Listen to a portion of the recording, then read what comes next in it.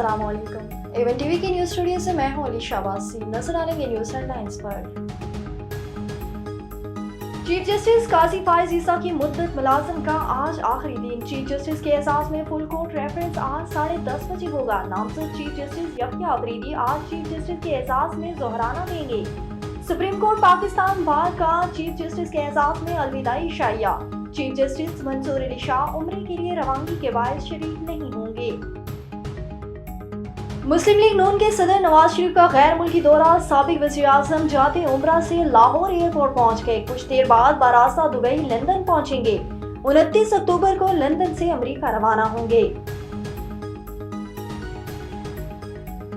बुशरा बीबी 9 माह बाद अडयाला जेल से जमानत पर रिहा। वज़ीर आला हाउस पेशावर में क़याम। तोशाखाना केस 2 में जमानत मंजूर हुई। बैरिस्टर गौहर का कहना है कि बुशरा बीबी की रिहाई डील के नतीजे में नहीं हुई। डील होती तो 9 माह जेल में न रहती। बानी पीटीआई अभी जल्द रिहा होंगे। जिला खैबर की तहसील जमरूद में मलागोरी थाना पर रात के दहशतगर्दों का हमला। पुलिस एहलकार साकिब खान शहीद। जवाबी कार्रवाई में हमला और फरार। इलाके में सर्च ऑपरेशन जारी। और मियांवाली में सीटीडी और पुलिस का खुफिया इतला पर एक्शन। फायरिंग के तबादले में 10 खारजी दहशतगर्द हलाक। जाम शोरों से कलदम तंजीम का दहशतगर्द गिरफ्तार। असलहा बरामद। एवन टीवी की न्यूज़ स्टूडियो से फिलहाल के लिए इतना ही। मजीद खबरों और अपडेट्स के लिए देखते रहिए एवन टीवी। A1 TV, सब पे नजर, अंदर की खबर।